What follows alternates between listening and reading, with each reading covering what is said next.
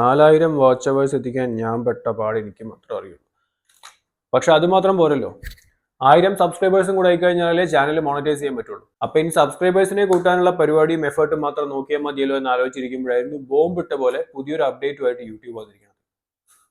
So guys, ഈ കഴിഞ്ഞ ഒരാഴ്ച കൊണ്ട് 3 പുതിയ അപ്ഡേറ്റ്സുമായിട്ടാണ് യൂട്യൂബ് വന്നിരിക്കുന്നത്. അത് എന്തൊക്കെയാണ് പുതിയ അപ്ഡേറ്റ്സ് നിങ്ങൾക്ക് നോക്കിയാലോ. നമ്പർ 1, സോ ബേസിക്കലി ഒരു ചാനൽ മോണിറ്റൈസ് ചെയ്യണമെങ്കിൽ ആഡ്സെൻസിൽ നിന്നും ഇൻകം കിട്ടണമെങ്കിൽ നമ്മൾ അച്ചീവ് ചെയ്യേണ്ട 2 മെയിൻ ക്രൈറ്റീരിയസ് ഉണ്ട്. അതിൽ number 1 1000 subscribers, number 2 4000 watch hours. 4000 subscribers plus 10 million shorts views. ഇതിൽ either one അച്ചീവ് ചെയ്യാൻ പറ്റിയാൽ നമ്മുടെ ചാനൽ മോണിറ്റൈസ് ചെയ്യാൻ പറ്റും, ആഡ്സെൻസിൽ നിന്നും ഇൻകമും കിട്ടും. അപ്പൊ ഇതിലോട്ട് ചെറിയൊരു പണിയുമായിട്ടാണ് ഇപ്പൊ യൂട്യൂബ് വന്നിരിക്കുന്നത്. അതായത് ഇനി വരാൻ പോകുന്ന 2027 ഫെബ്രുവരി 1 ശേഷം മോണിറ്റൈസ് ആവാൻ പോകുന്ന ചാനൽസിന് 4000 വാച്ച് അവേഴ്സും 1000 സബ്സ്ക്രൈബേഴ്സും അല്ലെങ്കിൽ 1000 subscribers plus 10 million shorts views പോരാ. ഇതിനു പകരം 4000 വാച്ച് അവേഴ്സ് അച്ചീവ് ചെയ്യേണ്ട സ്ഥലത്ത് ഇനി ഫെബ്രുവരി 1 ശേഷമാണ് മോണിറ്റൈസ് ചെയ്യാൻ പോകുന്നതെങ്കിൽ 8000 വാച്ച് അവേഴ്സ് അച്ചീവ് ചെയ്യണം. 10 മില്യൺ ഷോർട്സ് വ്യൂസിന് പകരം 20 മില്യൺ ഷോർട്സ് വ്യൂസ് അച്ചീവ് ചെയ്യണം. വല്ലാത്ത പണിയായി പോയില്ലേ? കേട്ടപ്പോൾ ഞാനൊന്നും ഞെട്ടി.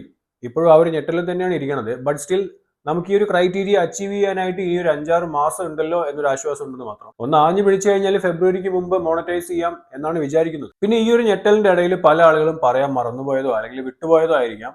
അതായത് ലോവർ YPP ടയർ അല്ലെങ്കിൽ lower YouTube partnership program tier അഥവാ ഹാഫ് മോണിറ്റൈസേഷൻ, അങ്ങനെ വേണമെങ്കിലും പറയാം.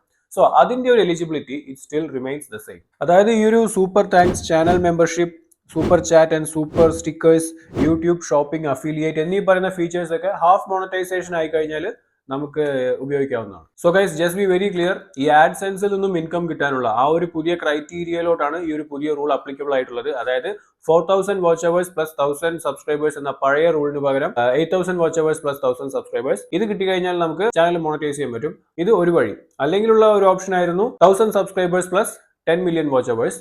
അതിന് പകരം ഇപ്പോൾ 1000 subscribers plus 20 million watch hours. ഇത് അച്ചീവ് ചെയ്ത് കഴിഞ്ഞാലും നമുക്ക് ചാനൽ മോണിറ്റൈസ് ചെയ്യാൻ പറ്റും. പിന്നെ ഈ ഒരു റൂള് അപ്ലിക്കബിൾ ആവാൻ പോകുന്നത് ഇപ്പോഴൊന്നുമല്ല, ഫെബ്രുവരി 1, 2027. അതുവരെ സമയമുണ്ട്. അപ്പൊ നമ്മളെ പോലുള്ള ചെറിയ ക്രിയേറ്റേഴ്സ് ഒക്കെ ഒന്ന് ആഞ്ഞു പിടിച്ചു കഴിഞ്ഞാൽ എന്തായാലും അച്ചീവ് ചെയ്യാൻ പറ്റും. അടുത്ത ഒരു അപ്ഡേറ്റ് എന്ന് പറയുന്നത് എല്ലാ ക്രിയേറ്റേഴ്സിനും കുറച്ച് സന്തോഷം ഉള്ളൊരു കാര്യം തന്നെയായിരിക്കും.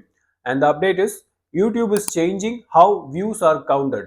ഇതിന് മുമ്പൊക്കെ വ്യൂവേഴ്സ് ഏതെങ്കിലും ഒരു വീഡിയോ ക്ലിക്ക് ചെയ്ത് അത് പ്ലേ ആയി ഒരു നിശ്ചിത സെക്കൻഡുകൾ കഴിഞ്ഞാൽ മാത്രമേ അതിനെ ഒരു വ്യൂ ആയിട്ട് യൂട്യൂബ് കണക്കാക്കുമായിരുന്നുള്ളൂ. പക്ഷേ ഈ മാസം ഓഗസ്റ്റ് 24 മുതൽ അതിനൊരു മാറ്റം കൊണ്ടുവരാൻ പോവുകയാണ് യൂട്യൂബ്. ഇനി മുതൽ നമ്മുടെ വീഡിയോ ഒരാൾ ക്ലിക്ക് ചെയ്ത് കഴിഞ്ഞാൽ അത് ഓപ്പൺ ആവുന്ന ആ ഒരു സെക്കൻഡ് തന്നെ യൂട്യൂബ് അതിനെ ഒരു വ്യൂ ആയിട്ട് കണക്കാക്കും. നമ്മളെപ്പോലുള്ള ചെറിയ ക്രിയേറ്റേഴ്സിന് ഡെഫിനറ്റ്ലി ഇതൊരു ഭയങ്കര മോട്ടിവേഷൻ തരാൻ പോകുന്ന കാര്യം തന്നെ ആയിരിക്കും. പക്ഷേ ഈ ഒരു അപ്ഡേറ്റ് കാരണം വാച്ച് അവേഴ്സ് കൂടാൻ പോകുന്നില്ല.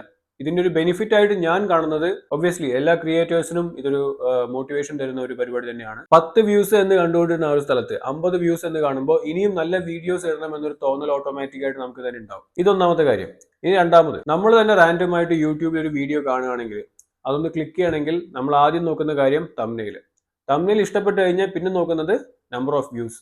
ആ ഒരു വീഡിയോ ഇതിനു മുമ്പ് എത്ര പേര് കണ്ടിട്ടുണ്ടായിരുന്നു എന്ന് എന്തായാലും നമ്മൾ നോക്കിയിട്ടുണ്ടാവും. ഇത്ര സമയങ്ങൾക്കുള്ളിൽ അല്ലെങ്കിൽ ഇത്ര ദിവസങ്ങൾക്കുള്ളിൽ ഒരു ബിഗ്ഗർ നമ്പർ ഓഫ് വ്യൂസ് വന്നു കഴിഞ്ഞാൽ പിന്നീട് വരുന്ന ആളുകൾ എന്തായാലും അതൊന്ന് ഓപ്പൺ ചെയ്ത് നോക്കും. അറ്റ്ലീസ്റ്റ് ഇത്രയും പേര് കാണാൻ മാത്രം അതിൽ എന്താ ഉള്ളത് എന്ന് അറിയാൻ വേണ്ടിയെങ്കിലും അതൊന്ന് തുറന്നു നോക്കും. അപ്കമിംഗ് ക്രിയേറ്റേഴ്സിന് വീഡിയോ ഇട്ട് കുറച്ച് ദിവസങ്ങൾ കഴിഞ്ഞാൽ പോലും നമ്പർ ഓഫ് വ്യൂസ് കാര്യമായിട്ട് അവിടെ കാണിക്കണം എന്ന് നിർബന്ധമില്ല. അത് ചെറിയ ക്രിയേറ്റേഴ്സിനെ സംബന്ധിച്ചിടത്തോളം ഒരു ചാലഞ്ചിങ് ആയിട്ടുള്ള സിറ്റുവേഷൻ തന്നെയാണ്. കാരണം കണ്ടന്റ് കുറച്ച് നല്ല കണ്ടന്റ് ആണെങ്കിൽ പോലും ഒരുപാട് പേരൊന്നും ചിലപ്പോൾ അത് കണ്ടിട്ടുണ്ടാവില്ല.